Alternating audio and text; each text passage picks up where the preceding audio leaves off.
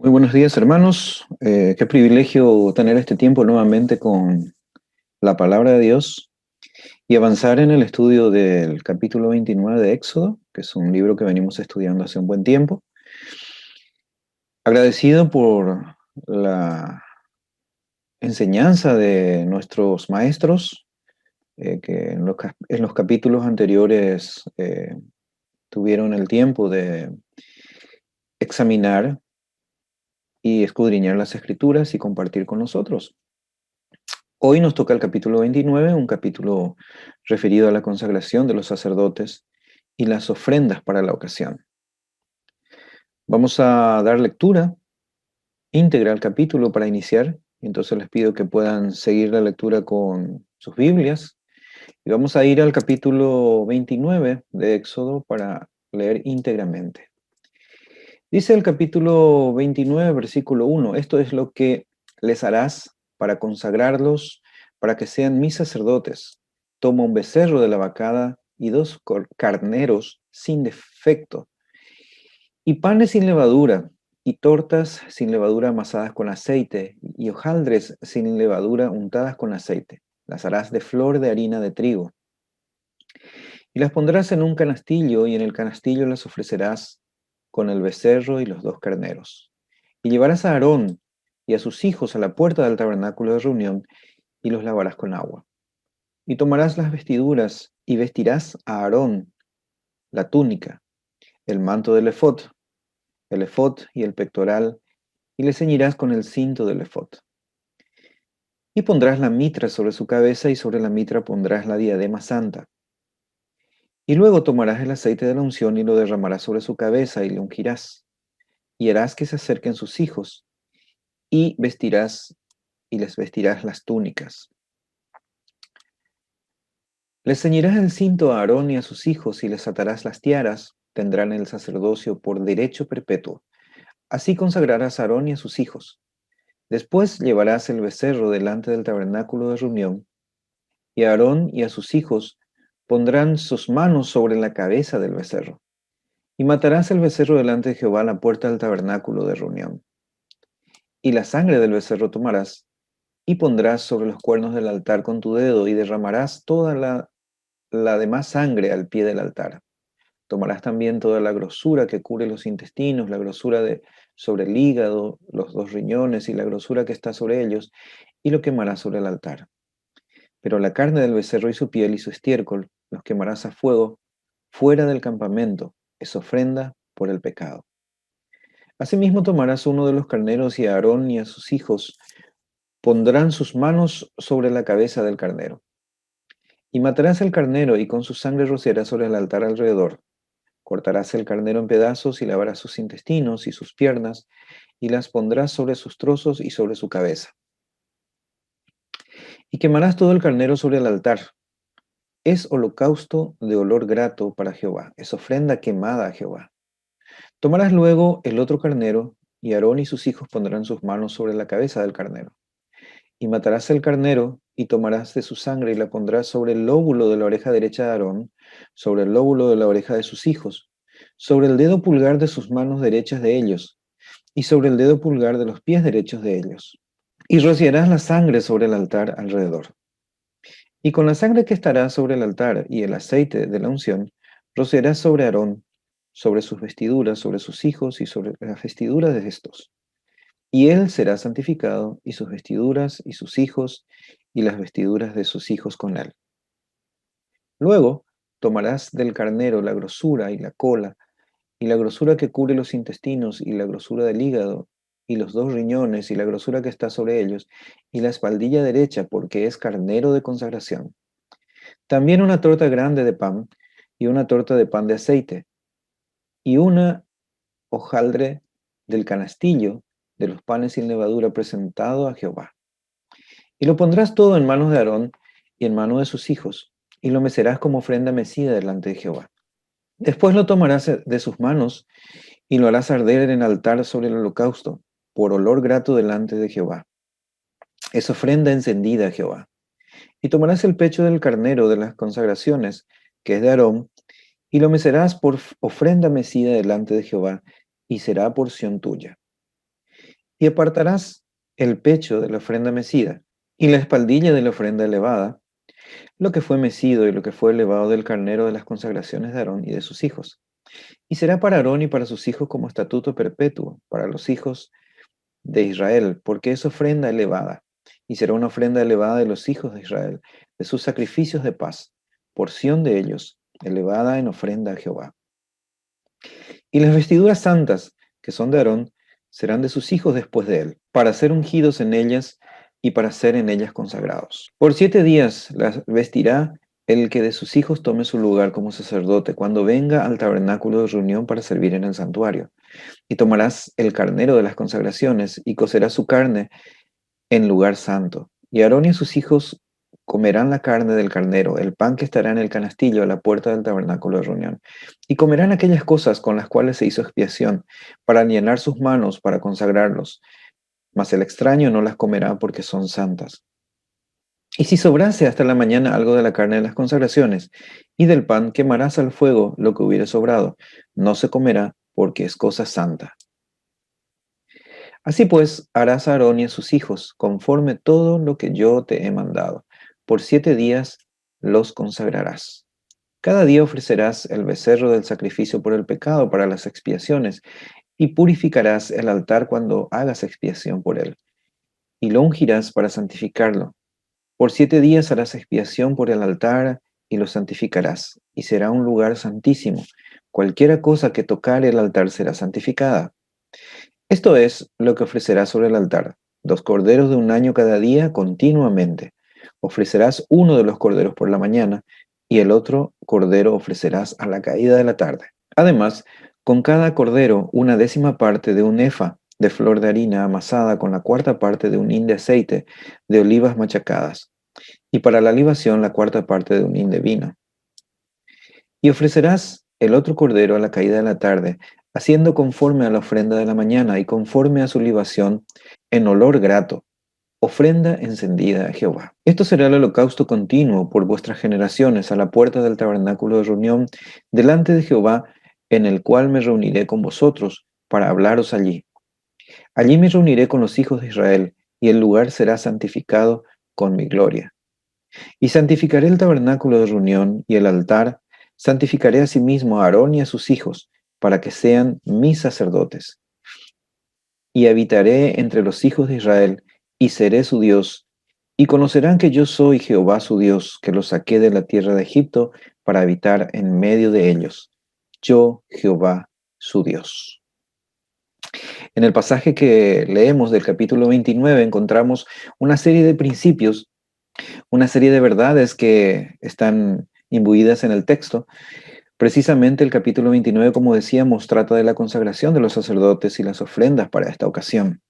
Hay que iniciar diciendo de que la santificación, la consagración de estas personas y estos instrumentos para el servicio, para la alabanza y la gloria de Dios, es un acto que viene de Dios y no algo que podamos hacer nosotros. Por esta razón, es muy importante tener en cuenta lo que dice el versículo 2 al 4, donde detalla los panes sin levaduras, las tortas sin levaduras amasadas con aceite y demás que serán tenidas y puestas frente y dentro del tabernáculo, frente a la adoración de Dios. Y dice en el versículo 4: y llevarás a Aarón y a sus hijos a la puerta del tabernáculo de reunión y los lavarás con agua. Es muy interesante porque habla de una comida especial, ¿sí? Y este lavamiento, que era hecho en una fuente de bronce, era una fuente especial, este lavamiento tiene el simbolismo de la regeneración, aquella regeneración que como hijos de Dios hemos alcanzado gracias al sacrificio de Cristo en la cruz.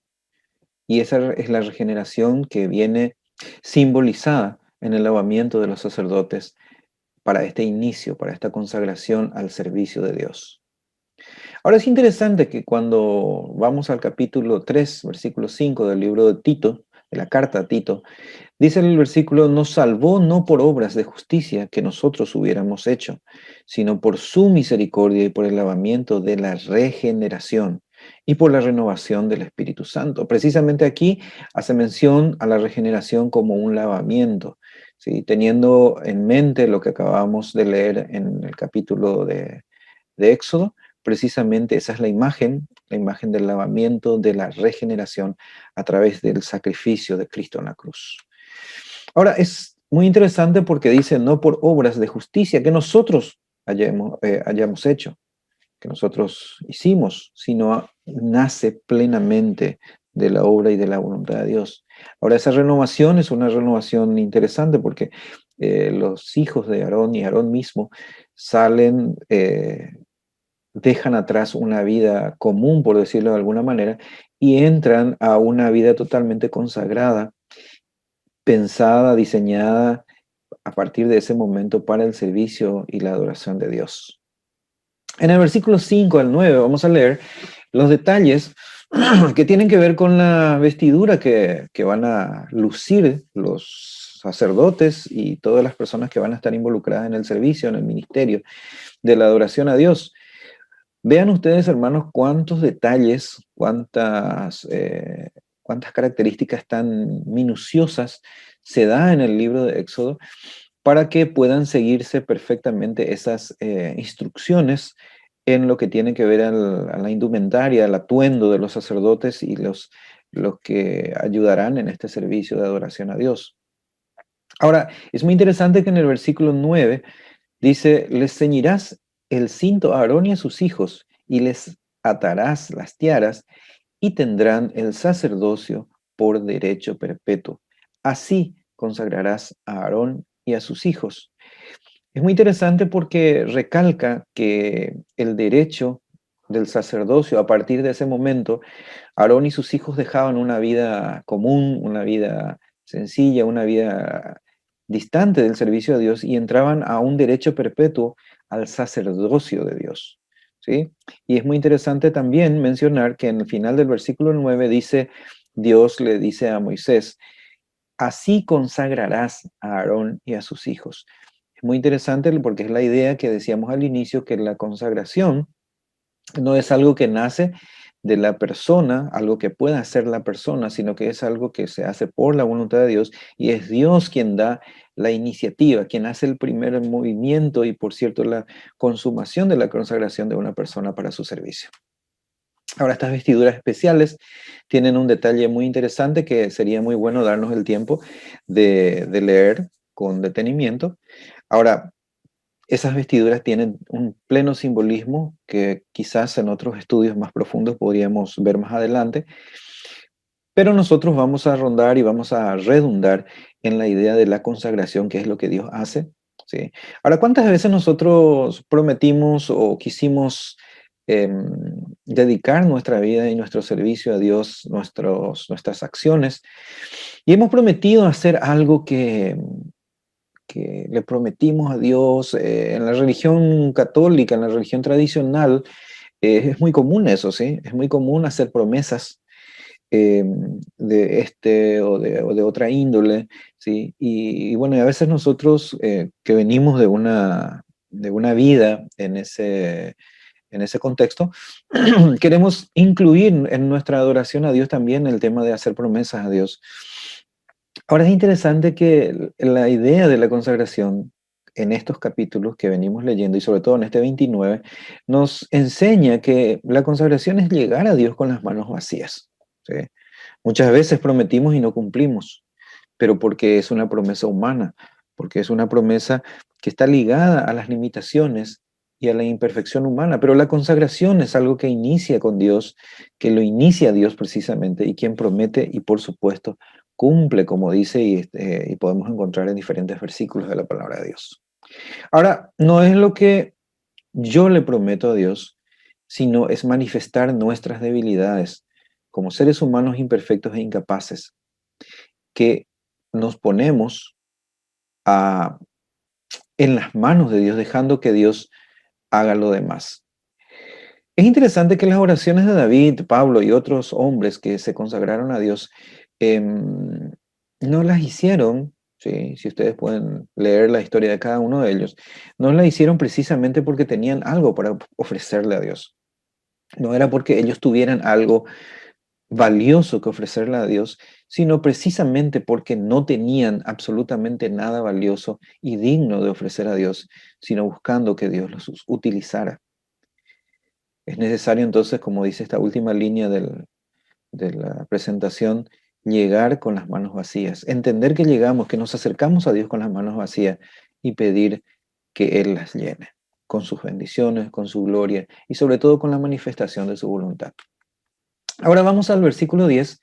En el versículo 10 dice, después llevarás el becerro delante del tabernáculo de reunión y Aarón y sus hijos pondrán sus manos sobre la cabeza del becerro. Ahora esta es una imagen muy interesante porque nos trae a la memoria la imposición de manos. Ahora hay que decir esto, no hay nada místico en la imposición de manos. De hecho, hemos visto diferentes cultos, diferentes reuniones para encomendar misioneros, para encomendar siervos de Dios en diferentes iglesias, y se practica la imposición de manos en muchas de ellas. Ahora es muy importante entender que la imposición de manos no tiene que ver con una acción mística en donde le transferimos poder o autoridad a alguna persona. Lo que realmente sucede es que nos identificamos, así como Aarón y sus hijos imponían la mano sobre el animal, se identificaban con el animal poniendo a ese animal en lugar de ellos. Ahora, cuando una iglesia, cuando los líderes de una iglesia imponen las manos a un misionero, lo que se está evidenciando es sencillamente que la iglesia envía a ese misionero como representación suya. La iglesia se identifica con él en el ministerio y la iglesia se compromete, porque sabe que le corresponde, apoyarle en oración y sostenerle en el campo misionero con sus necesidades. Entonces el becerro tomaba el lugar de Aarón. En Levítico 5 podemos encontrar 5 tipos de ofrendas, ¿sí? Pero precisamente el holocausto, una de ellas, es la que, y por cierto, la más importante dentro de ese listado, tiene que ver precisamente con el sacrificio de Cristo, con la persona de Cristo, la ofrenda por el pecado. Vamos a ir al versículo 26 y 27, y dice, y tomarás el pecho del carnero de las consagraciones, que es de Aarón, y lo mecerás por ofrenda mecida delante de Jehová, y será porción tuya. Y apartarás el pecho de la ofrenda mecida y la espaldilla de la ofrenda elevada, y lo que fue mecido, y lo que fue elevado del carnero de las consagraciones de Aarón y sus hijos. Acá encontramos una serie de detalles muy particulares que tienen que ver con la aplicación de los rituales durante los sacrificios en el tabernáculo, en este caso, y posteriormente en el templo de Jerusalén. Ahora, estos detalles, no vamos a entrar a profundidad, quizás sería parte de otro estudio más detallado más adelante, pero lo interesante y lo que vamos a mencionar aquí es que esa ofrenda que era separada, una porción especial, una porción muy delicada, muy apreciada de los animales que eran sacrificados, eran apartados especialmente para los levitas. Los levitas, digo bien, eran una tribu, un grupo especial de personas que no tenían herencia, que no tenían porción en la tierra que Dios le había dado a los israelitas, a los judíos, sino ellos estaban apartados precisamente para el servicio a Dios, para el culto y la adoración a Dios. Entonces, el Señor había previsto precisamente este tipo de situaciones para mantener el sostén de ese ministerio de los levitas, ya que ellos merecían ese sostén, y eran precisamente de las ofrendas, de los sacrificios y demás rituales que se realizaban en el tabernáculo y posteriormente en el templo. Era una porción especialmente apartada y que era derecho de los levitas y que tenía la finalidad del sostenimiento de este grupo de personas consagradas. En el versículo 38 y 40 encontramos cuando dice esto es lo que ofrecerá sobre el altar y es muy importante mirar esto. 2 corderos de un año cada día continuamente. Ofrecerás uno de ellos por la mañana y el otro a la caída de la tarde. Ahora, es muy interesante resaltar esta porción porque lo que estamos viendo dentro de lo que realizaban en el culto judío, en el culto de los sacrificios del templo, tiene una finalidad simbólica muy importante, muy, sí, muy llamativa. Precisamente estos dos corderos de un año que eran sacrificados, y digo y repito, cada día, continuamente, uno a la mañana y otro a la tarde, tenían la finalidad del recordatorio de la necesidad de un Salvador, de una expiación por los pecados. Y ahí aprendemos, y ahí nos demuestra también el pasaje, de que el hombre y la mujer, el hombre como raza, ¿sí?, necesita tener un recordatorio permanente de su necesidad de un Salvador, un recordatorio permanente de su incapacidad para acercarse a Dios a raíz del pecado, un recordatorio permanente de que existe una solución para ese problema. Y eran precisamente el simbolismo de estos dos corderos que eran sacrificados cada día continuamente en el templo. Estos sacrificios diarios es lo que se llama la ofrenda quemada, era consumida plenamente por el fuego. Y en Levítico podemos encontrar más detalles de esta ofrenda. Si alguno tiene el interés de seguir investigando, escudriñando esta porción, es un recordatorio también de que la paga del pecado es la muerte. Y, como decíamos recién, un recordatorio para el ser humano, para el hombre y la mujer, de su necesidad respecto a un Salvador. Podemos traer a la memoria el versículo 26 del capítulo 9 de Hebreos, donde dice: de otra manera, le hubiera sido necesario padecer muchas veces desde el principio del mundo, refiriéndose a Cristo, pero ahora, en la consumación de los siglos, se presentó una vez para siempre por el sacrificio de sí mismo, para quitar de en medio el pecado. El sacrificio único, el sacrificio maravilloso y eterno que hizo nuestro Salvador en nuestro favor. El sacrificio que reemplaza a todos esos corderos de un año que fueron sacrificados mañana y tarde continuamente, recordando al hombre su necesidad de un Salvador. Ahora, cuando mencionamos aquí padecer muchas veces era precisamente lo que ocurría en el culto del templo, en el culto del tabernáculo. La sangre de Cristo podía quitar el pecado. De hecho, eso es lo que hace el sacrificio de Cristo. Los corderos no lo podían hacer. Los corderos eran simplemente un simbolismo y un recordatorio. Podíamos decir, cubrían, ¿sí?, el ritual y la necesidad de cumplir con esa exigencia del culto a Dios, pero realmente no podían quitar el pecado, que sí lo puede hacer el sacrificio de Cristo. Cerramos entonces recordando lo siguiente, que la consagración diaria, la consagración personal de cada uno es una necesidad, es un símil del recordatorio que hacían estos sacrificios diarios en el templo. Recordarnos qué necesidad tenemos de un Salvador, qué necesidad tenemos de estar en plena comunión con Dios cada día.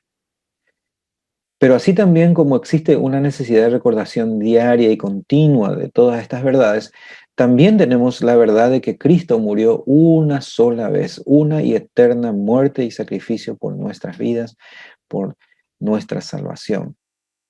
¿Quién es el mismo, a través de ese único y suficiente sacrificio, la solución para el pecado?